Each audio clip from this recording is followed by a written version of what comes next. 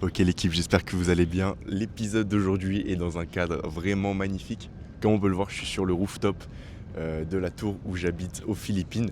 Donc voilà, très très content de cet épisode. Je suis un peu malade mais c'est pas grave. Ça va pas être un épisode où je vais vous dire ouais mais en fait les Philippins ils ont rien mais ils donnent tout, ils sont tellement sympas. Genre tu vois, on va pas faire des trucs classiques comme ça. Je vais vous dire ce que moi j'ai appris. C'est un truc qui peut être utile si tu t'identifies à moi en mode que toi aussi t'es ambitieux, que voilà quoi, qu'on est un peu pareil, donc que toi aussi tu aurais pu te faire ces mêmes remarques là, et donc qui vont te servir. Bienvenue dans ce nouvel épisode de 800 filtres, la série, attendez j'ajuste, nickel. La série où je parle pendant 8 minutes minimum sans m'arrêter, sans faire de montage, sans couper mes blancs, etc. Dans le but tout simplement d'améliorer mon éloquence. Et donc voilà, l'épisode d'aujourd'hui, vraiment Ganzou. On va faire une remarque tapine sur les Philippins, comme ça c'est bon, on n'en parle plus. Ils sont trop gentils, voilà, c'est bon. C'est la seule que je veux dire. Et petite anecdote pour illustrer ça, je suis sorti en boîte avec les gens que j'ai rencontrés et tout, et c'était vraiment trop trop cool. Et vas-y, tu connais ma philosophie, j'en ai déjà parlé dans un épisode sur cette chaîne d'ailleurs, mais c'est soit je bois pas, donc ça veut dire je suis vraiment connu en France avec mes potes pour être le mec qui boit pas aux soirées, ou alors quand je bois, je me mets une race parce que vas-y, il faut profiter. Et donc là, je me mets une race et tout, et là j'arrive, déjà les prix de l'alcool en boîte, c'est vraiment dérisoire. Et donc j'arrive au bar et tout, et le mec, je lui commande un verre. Et il me dit, ouais, c'est 250 pesos philippins. Et du coup, je lui dis, bah ok et tout, genre je lui tends 250 pesos philippins en liquide. Sauf que le poteau, il fait, non, non, non, non, non, this is 200, enfin 2000. Genre, il me dit, ouais, ça c'est 2000. Et sauf que je lui dis, mais non, mais sur la carte, il y a marqué 250. Il fait, yes, 250, nana. Sauf qu'il veut pas prendre mes billets. Et je comprends pas pourquoi le mec ne veut pas prendre mes billets, alors que 5 fois j'insiste, frérot, mais donne-moi mon verre et prends mes billets. Et en fait, là, je tilte parce que j'étais complètement bourré, que je suis pas en train de lui donner 250, mais 2500. J'étais complètement arraché. Donc voilà, mais le poteau, alors que j'ai insisté, il ne voulait pas prendre mes 2500. Donc c'est quand même incroyable. Pour un petit ordre d'idée, 250 pesos, c'est genre quoi? C'est genre 3 euros et quelques. Donc ça veut dire pour un verre en boîte, c'est vraiment chill, c'est vraiment chill.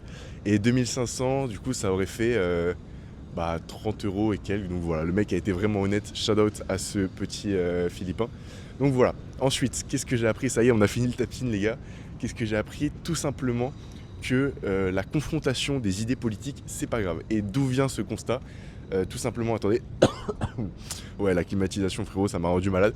Mais d'où vient ce constat tout bête? C'est que moi, je suis en école de commerce, je suis là pour les études à la base, et il y a d'autres gens qui sont aussi là pour les études et qui viennent d'autres écoles.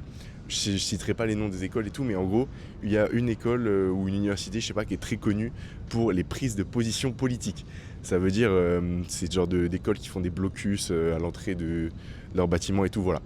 Et bref, du coup, assez à gauche. Et moi, je dis pas que je suis un mec pas du tout d'extrême droite, mais je sais pas, genre de droite économiquement, j'ai des valeurs un peu à l'ancienne, etc.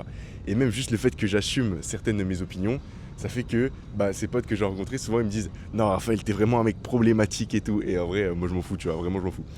Et du coup, voilà. Et en fait, souvent, quand tu côtoies pas les personnes qui pensent différemment de toi, est-ce que j'arriverai à vous mettre ça dans le cadre? J'ai l'impression que mon téléphone il va tomber quand je fais comme ça, mais c'est pas grave.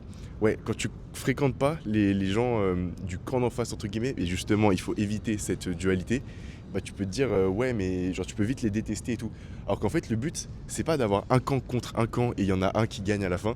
Le but, ça serait que les deux camps se mélangent, qu'on prenne le meilleur des deux camps et qu'on arrive à quelque chose de nuancé. Sauf que c'est pas possible. Et là, tu vas le voir pour les élections et tout. C'est pas possible parce que les gens sont trop polarisés. Choisir un camp et tout. Ou alors, vas-y, il y aura un candidat un peu tapine du milieu, etc. Mais les vrais candidats qui ont des vrais projets et qui vont proposer un truc nuancé, etc., ils vont pas passer parce que ce qu'il faut, c'est du populisme, un truc qui provoque des émotions pour que les gens s'unissent derrière un certain camp. Bref. Où est-ce que j'en étais? Je suis en train de me perdre dans un tunnel politique, les gars, alors que j'aime pas parler de politique. Mais voilà. Et en fait, tu te rends compte que quand tu fréquentes ces gens, ils sont pas si terribles. C'est-à-dire que sur les réseaux, ils ont l'air d'être complètement intolérants. Et dans la vraie vie, en fait, juste quand t'es un mec qui assume et que au-delà de ta personnalité et tes opinions, justement, au-delà de tes opinions, ils voient ta personnalité, tu vois que, en fait, des discussions et des débats sont possibles. Moi, je sais que j'ai pu changer leur avis sur certains points de vue, et eux aussi, ils ont changé mon avis sur certains points de vue. Par exemple, je sais que, vas-y, il faut que je fasse un effort là-dessus, mais juste un petit truc wokiste comme ça qui a été mis dans mon cerveau, mais je dirais plus l'insulte fils de pute. Genre, un truc tout con, mais je vais essayer de faire un effort là-dessus. Et bref, voilà, donc en gros pour vous dire que quand tu les côtoies et que t'es vraiment pas dans la haine, et bah au final on arrive vers ce juste milieu qui est, je pense, la bonne solution. Donc voilà, on a fini pour ce premier sujet. Non, on n'a pas fini parce que très important, il faut que tu gardes cette énergie de ok, on a des divergences, mais quand même, vas-y, t'es là, tu donnes de l'amour, tu kiffes, t'es un putain d'attardé, comme on a dit dans un des épisodes précédents. Juste, sois un putain d'attardé et garde tes limites, pose ton cadre, dans le sens où assume tes prises de position.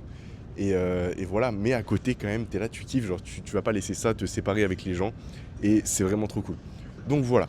Ensuite, c'est parti. Ensuite, dans ma tour, parce que les gars, en gros, c'est une tour où il y a grave des gens qui habitent. Je pense que vous pouvez vous en douter, parce que si la tour elle est aussi haute, c'est qu'il y a beaucoup de monde.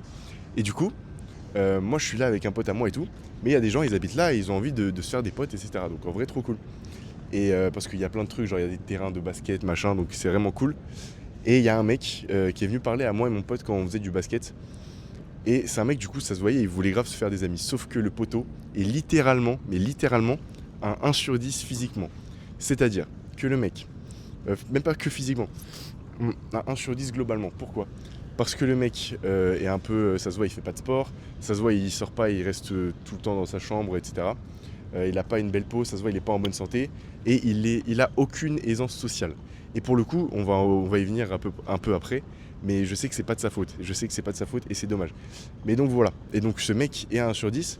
Et le problème, c'est que si tu t'améliores pas et tout, genre inconsciemment, on a beau vouloir être gentil avec lui, mais inconsciemment, on veut pas trop être associé à lui, parce que nous aussi, on veut se faire des potes dans la résidence et tout. Et on sait que globalement, il va faire réduire notre aura. Et en fait, c'est un truc qui est complètement horrible à dire, mais c'est un truc que j'ai remarqué, et je vais pas faire le mec hypocrite, je l'ai remarqué, genre, je suis assez aware de ce que je pense dans mon subconscient. Et j'ai remarqué que le mec, ça m'attirait pas tellement de passer du temps avec lui, parce que déjà, il est bizarre, je vous expliquerai pourquoi. Et que voilà, aussi, il nous aidera pas à attirer d'autres personnes autour. Donc voilà. En gros, le mec, ça se voit que, je sais pas, il nous a dit qu'il avait genre 21, 22 ans et tout. Et le poteau est au chômage, il ne fait rien de sa vie. Genre juste, il habite là, je pense que c'est ses darons qui lui payent. Il habite là et il fait rien. Genre, tu sais, j'essaie de lui dire, frérot, mais qu'est-ce que tu fais dans la vie ? Il dit, non, mais moi, je marche. Je vais à la salle, des fois je vais à la piscine et tout. Je lui dis, mais oui, mais globalement, qu'est-ce que tu fais dans la vie ? Il fait, ah, mais je sais pas, regarde. Donc le poteau vraiment est là et juste il vit et il fait rien d'autre. Du coup, ce qui fait que le poteau il a pas de projet et tout, ça fait pas de lui une personne attirante en général. Donc voilà. Et en fait, ce qui est dommage, c'est que ça se voit que c'est pas lui qui a choisi. Ça se voit que ses darons, juste, ils ont de l'argent et ils sont pas occupés de son éducation, genre de l'aider et tout. Et donc du coup, il s'est grave renfermé dans les jeux vidéo, dans internet, etc. Parce que les seuls sujets dont il essayait de nous parler pour faire la conversation, c'est des sujets un peu genre où tu dis que le mec, frérot, il passe trop de temps sur internet. Bref, voilà. Devenez des bonnes personnes, genre des bons darons et tout, pour éduquer vos enfants et les élever genre pour que ce soit vraiment des goths et tout. Genre ça se voit que ces darons, juste ils ont fait un enfant parce que vas-y c'était le devoir familial et tout. Après ils s'en ont pas occupé parce que le poteau, t'as l'impression que c'est juste une expérience sociale. Genre le mec il a grandi genre dans une chambre avec un PC et c'est tout. Genre c'est une expérience et ça je trouve ça putain de triste. Donc t'as vu, on est sympa avec lui, mais le problème c'est que genre toute relation sociale c'est un échange de valeurs. Et genre nous y a pas de souci pour lui apporter notre amitié et tout, mais si lui en échange il a rien, aucun sujet pour parler, que il baisse notre aura globalement, tu vois. Vas-y, c'est juste une petite image, mais t'as capté. Donc en fait, on n'a pas vraiment beaucoup de raisons d'être potes avec lui, et c'est ce qui est vraiment dommage. On va voir comment ça évolue. Peut-être qu'au cours des 6 mois où on est là, il va évoluer. Et on va voir. Déjà, je vais lui envoyer mon programme de muscu parce qu'il va à la salle et tout, mais j'ai été avec lui, il fait n'importe quoi. Genre, je l'ai vu et tout, il fait n'importe quoi. Donc, je vais lui envoyer l'ancien programme de muscu que j'avais. Et voilà. Bref, autre sujet, c'est parti, les gars. On a fait vraiment un big tunnel, mais c'était intéressant, je pense, pour comprendre qu'il y a des gens, ils partent pas avec. Genre, tu vois, tu peux toujours te dire que tu pars bas dans la vie, mais si tes parents, ils sont occupés de toi et que t'es pas juste un mec qui a grandi dans ta chambre sans jamais voir personne, et c'est un truc où tu peux t'estimer heureux déjà. Donc voilà. Autre truc, j'ai commencé à poster sur Insta, donc trop cool. Ça j'en avais déjà parlé, et du coup les gens sur Insta sont beaucoup plus bavards en commentaire que sur YouTube. Et il y a un mec, tu sais, genre juste moi je disais que le looks maxing en vrai ça sert à rien, comme d'habitude, vraiment le même message dans chaque vidéo. Mais que voilà, en gros même avec ma buzzcut, il y avait des meufs qui étaient attirées par moi, tu vois, parce que si t'es une personne intéressante et attirante, tu seras avec ou sans cheveux. Encore une fois, le message est le même. Et que bref, et sauf que le poteau en commentaire, il voulait pas accepter ça. Et il me disait, en plus il a dit un truc trop gênant, il disait non et tout, avec ta tête, nanana, moi je préfère avoir les cheveux des dieux et tout, c'est beaucoup plus beau pour les femmes et tout. C'est qui ce mec? C'est qui ce mec qui a passé beaucoup trop de temps sur des formations en ligne de Luxmaxer? Genre le poteau, juste il laisse pousser ses cheveux, juste parce qu'on lui a dit ouais c'est les cheveux des dieux, des vikings, les femmes elles vont kiffer et tout, mais c'est tellement gênant, c'est tellement gênant. À la limite, tu peux avoir les cheveux longs, moi je comprends le délire, si t'as les cheveux longs et que tu kiffes ça et tout, mais le poteau, enfin, je sais pas, je trouve ça trop bizarre de s'infliger des cheveux longs pour le regard des meufs. Alors qu'en vrai, bon, vas-y, si t'es un mec, t'as un peu un esprit viking, nanana, ok. Mais le mec, il est là, il critiquait en mode ouais, non, toi avec ta buzzcut et tout, mes cheveux ils sont beaucoup mieux. Alors que moi, j'ai jamais rien dit sur ses cheveux. Alors juste le poteau, il s'est senti offensé quand j'ai dit que même avec une buzzcut, et bah, tu pouvais gérer des meufs si t'avais une bonne personnalité. Du coup, voilà, très enrichissant. Même si sur le moment, ça m'énerve un peu, mais voilà. Et globalement, j'avais vu un mec qui faisait une comparaison entre Instagram et YouTube, où en mode YouTube, c'est ton premier amour, ton ex toxique, et Instagram, c'est la meuf qui est une 7 sur 10, tu vois, qui a une bonne personnalité et qui est vraiment cool, qui est fidèle. Pourquoi? Parce que YouTube, tu vois, c'est mon premier amour. Depuis que je suis tout petit, je sais que je voulais créer une chaîne YouTube, frérot. Dès que j'étais en CM1, avec mes potes, ça parlait d'ouvrir une chaîne Minecraft qui s'appelait les casquettes à l'envers. Parce que voilà. Et bref, toute ma vie, j'ai voulu ouvrir des chaînes YouTube. Et celle-là, en fait, non, pas celle-là. Ma chaîne principale, c'est la première où j'ai vraiment porté mes couilles pour vraiment être régulier dans un truc que je postais. Donc, hyper intéressant. Mais globalement, je vois pas trop les résultats. Peut-être parce que je suis mauvais et tout. Donc, je me suis dit, bon, bah, je suis pas le genre de mec à me plaindre. Ouais, si je fais pas trop de stats et tout. Non, je sais très bien que c'est juste parce que j'ai pas le niveau et voilà. Genre, je vais pas remettre la faute sur des facteurs extérieurs.